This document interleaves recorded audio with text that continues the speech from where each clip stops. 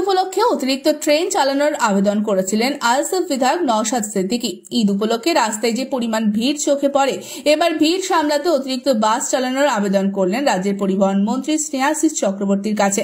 তবে নওশাদের এই দাবি কতটা মানা সম্ভব হবে তা অবশ্য বলবে সময়। আজকে পশ্চিমবঙ্গ সরকারের ট্রান্সপোর্ট ডিপার্টমেন্টের মাননীয় মন্ত্রীর কাছে আবেদন করলাম ঈদ উপলক্ষে আমাদের রাজ্যে স্পেশাল কিছু বাস পরিষেবা দেওয়ার জন্য।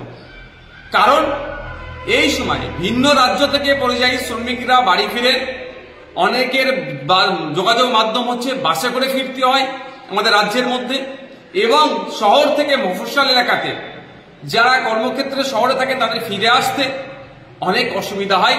এই সময়ে পর্যাপ্ত পরিমাণে বাস থাকে না, গ্যাদারিং বেশি হয়, ফলে নিত্যযাত্রী যারা প্রতিনিয়ত যারা যাতায়াত করেন তাদেরও অসুবিধা হয়, এবং ঈদের জন্য স্পেশালি যারা বাড়ি ফিরতে যান তাদেরকে অনেক ঠেলাঠেলি করে ভিড় বাসে উঠতে হয়।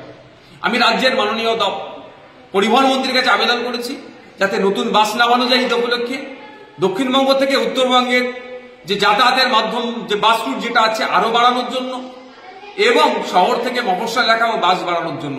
এই বাস বাড়ালে একদিকে যেমন যাত্রী পরিষেবা দেওয়া হবে, এই মানুষজনদেরকে যেমন পরিষেবা পাবে, সাথে সাথে পশ্চিমবাংলার অর্থনীতির চাকাটা হলো একটু হলেও ঘুরবে।